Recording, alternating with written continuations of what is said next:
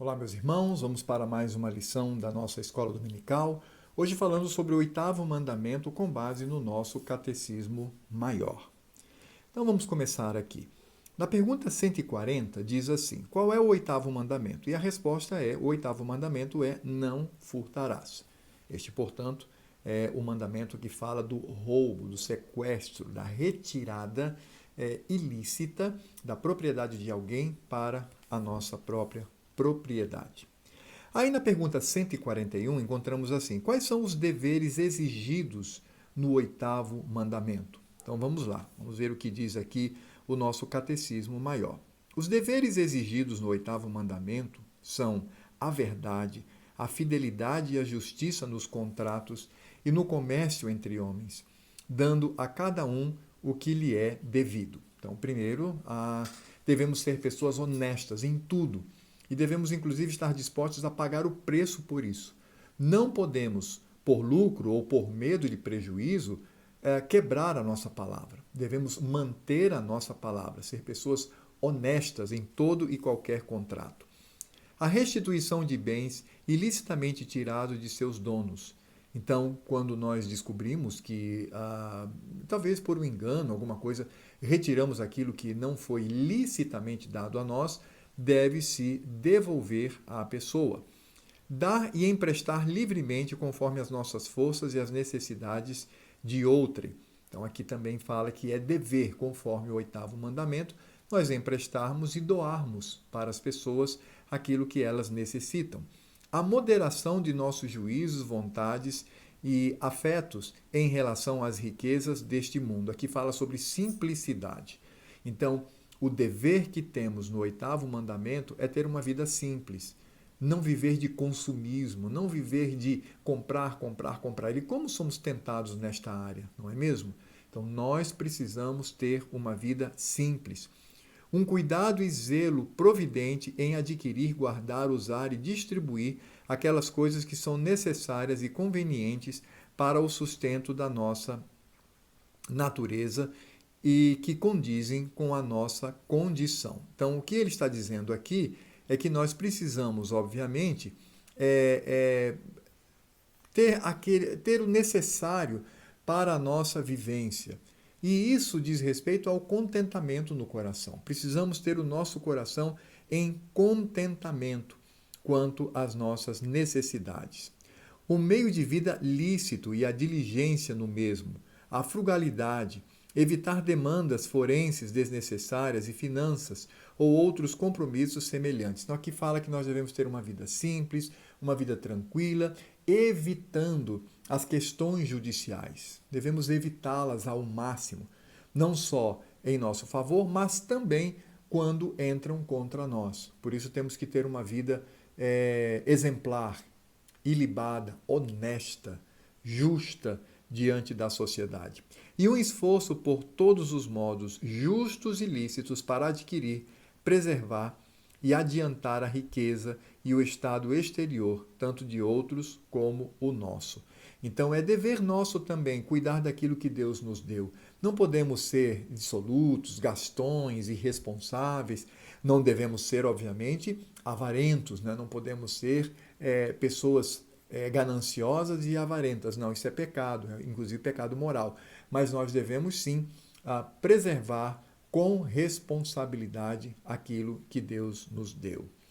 Aí então vem a pergunta 142, quais são os pecados proibidos no oitavo mandamento? Então vamos lá. Os pecados proibidos no oitavo mandamento, além da negligência dos deveres exigidos, são o furto, o roubo de homens e a receptação de qualquer coisa furtada. Então é isso que a gente tem que entender. Não podemos de forma nenhuma nos mancomunar àqueles que furtam e nós mesmos não podemos furtar a ninguém. O tráfico fraudulento, pesos e medidas falsas, a remoção de marcos de propriedade, a injustiça e a infidelidade em contratos entre os homens ou em administrar os negócios de outros a nós confiados. Precisamos ser pessoas honestas, que não mudam os marcos, que não mudam o peso da balança, que não é fraudulento, que não engana. Sabe quando você tem um carro para vender? Vou vender esse carro, mas ele está com um problema ali que daqui 2 meses vai estourar. Eu vou dar uma maquiadazinha aqui, vendo, aí daqui 2 meses o que comprar se vira. Isso é pecado, isso é quebrar o 8º mandamento. Eu não posso agir assim. Eu tenho que ser honesto em tudo que faço, transparente, mesmo que isso traga prejuízo às minhas questões financeiras. A opressão, a extorsão, a usura, as peitas, as vexatórias demandas forenses, todo o cerco injusto de propriedades e despejo de inquilinos. Então eu preciso também pensar nisto. Por exemplo, se eu tenho uma propriedade que está alugada, preciso pensar várias vezes se devo tirar aquele inquilino. Claro que se ele for desonesto, ele tem condições de pagar, mas não me paga, lógico que ele vai ter que ser retirado. Mas às vezes é uma pessoa que está necessitada, é uma pessoa que não tem como pagar. E aí, como lidar com isto? O nosso catecismo nos mostra, com base no 8º mandamento, o que mostra que devemos ter humanidade, solidariedade no nosso coração.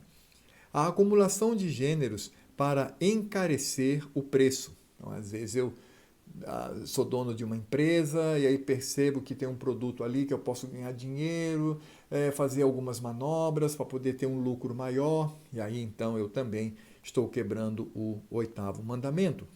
Os meios ilícitos de vida e todos os outros modos injustos ou pecaminosos de tirar ou de reter do nosso próprio, aquilo que lhe pertence, ou de nos enriquecer a nós mesmos. Então tirar proveito das pessoas. Eu não posso fazer isso. Às vezes há um produto, por exemplo, que está em falta na cidade, eu tenho para vender, então eu aumento o preço em extremo. Vocês se lembram na pandemia, quando havia uma escassez de máscaras, né? Máscaras para colocar no rosto, que o preço disparou? Pois é, o crente ele não pode fazer isso. Claro que ele deve fazer aquilo que seja razoável para o lucro dele, e enfim, para que ele também não tenha grandes prejuízos, mas não pode fazer isso por meio da usura, da ganância, prejudicando outras pessoas. A cobiça, a estima e o amor desordenado aos bens mundanos, os cuidados e esforços receosos e demasiados em obtê-los, guardá-los e usar deles, a inveja da prosperidade de outrem, assim como a ociosidade, a prodigalidade, o jogo dissipador e todos os outros modos pelos quais indevidamente prejudicamos o nosso estado exterior. Então aqui nós temos um conjunto, não é? Eu não posso invejar aquele que prospera, como diz aqui o nosso símbolo de fé. Eu também não posso viver em ociosidade. Eu devo trabalhar para receber o meu sustento. Eu não posso ter um amor desordenado pelas coisas do mundo, pelo lucro. Eu não posso fazer isso. Eu não posso juntar dinheiro sem desfrutar daquilo que Deus me deu e sem ajudar as pessoas para que elas também possam ter alívio no seu sofrimento. E o defraudar a nós mesmos do devido uso e conforto da posição em que Deus nos colocou. Então aqui, como eu disse, nós temos claramente a palavra do Senhor dizendo que nós devemos sim desfrutar com alegria e com conforto aquilo que o Senhor Deus nos deu.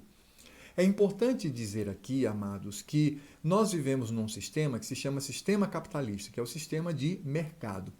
E os teóricos e pesquisadores, eles são unânimes em dizer que João Calvino, ele tem uma influência muito grande na formação desse estilo. Claro, ele não é o criador do sistema capitalista, mas ele foi alguém que contribuiu muito para esse sistema, quando estava na Suíça. E o que Calvino dizia? Calvino dizia que os crentes deveriam trabalhar muito, deveriam ter vida simples, deveriam guardar o dinheiro no sentido de poupança, né, de você fazer o dinheiro render. E aí, para quê? Porque os pesquisadores, os intelectuais mundanos, eles só falam desses três. Calvino disse que tinha que trabalhar muito, ter vida simples e guardar muito dinheiro. Tá, Mas aí dá a impressão de ganância, né? Guardar para si mesmo. Mas Calvino tinha um quarto ponto. Que ponto era este? Usar esse dinheiro guardado e que havia adquirido lucro por renda para aliviar o sofrimento dos irmãos em Cristo que viviam na miséria e na pobreza e na dificuldade. Então é isso, é dessa forma que se aplica o oitavo mandamento. O oitavo mandamento não é só eu com uma arma roubar alguém, eu tomar a propriedade de alguém ilicitamente. Não é só isso, não. Não é só usar de ganância me aproveitando dos outros, mas também eu sendo solidário e eu devo, de alguma maneira, aliviar o sofrimento dos meus irmãos em Cristo. Eu tenho que fazer isto também com tudo aquilo que o Senhor Deus, Ele nos dá. E é claro que quando nós pensamos nisto, nós também devemos levar a nossa mente para outros patamares, como, por exemplo, o imposto de renda. Eu não posso sonegar imposto de renda, senão eu estou roubando. Eu estou sendo ladrão. Ah, mas é um absurdo. É um absurdo, eu concordo. É triste ter que pagar tanto imposto para resultados tão pífios, tão pequenos ou quase inexistentes. Mas eu tenho que pagar. Dai a César o que é de César e a Deus o que é de Deus. E Paulo diz que somos devedores de tributos às autoridades.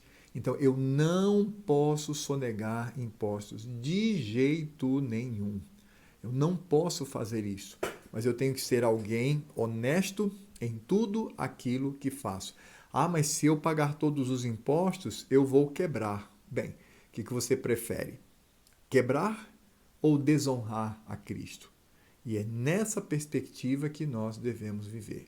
Portanto, devemos cultivar esta visão. Um outro ponto que eu também quero colocar aqui com relação ao oitavo mandamento é quanto à mentalidade esquerdista, mentalidade socialista. O que diz o socialismo? O socialismo diz que sim, é justo roubar a propriedade privada de outras pessoas.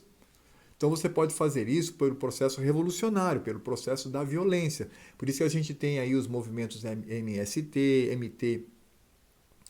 MST, enfim, nós temos aí uma série de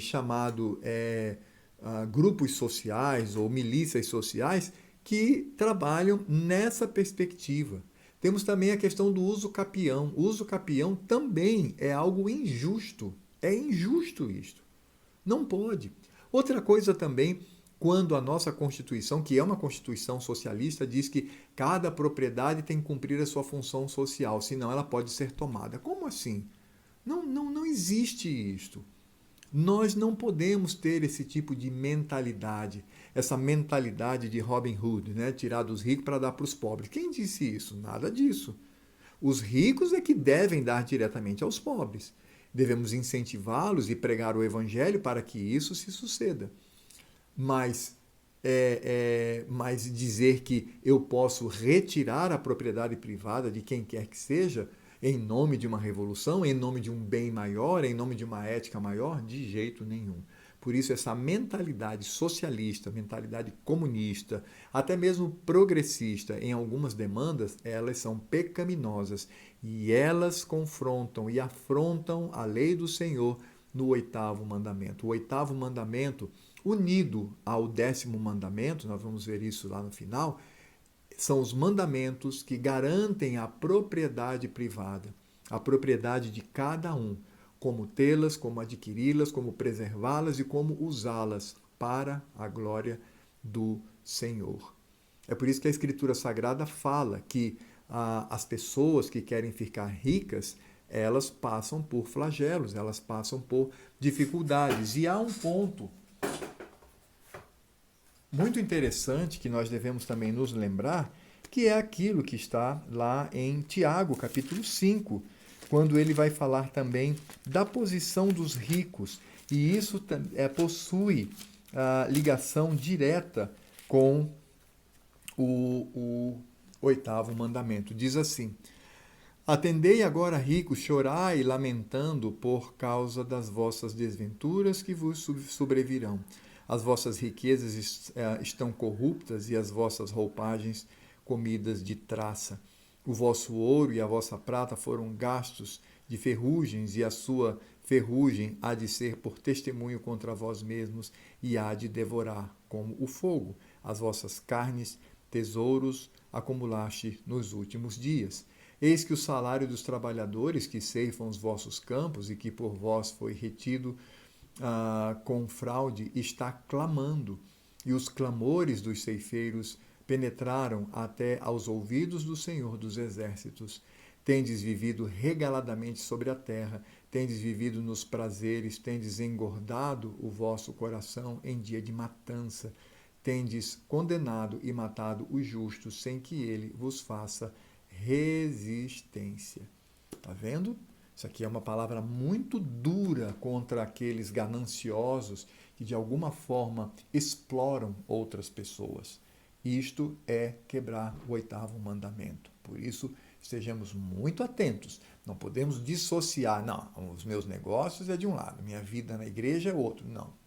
O 8º mandamento diz respeito a tudo que envolve lucro, que envolve ganho, que envolve perda, que envolve propriedade privada, que envolve trabalho, que envolve honestidade, probidade e a palavra correta e verdadeira.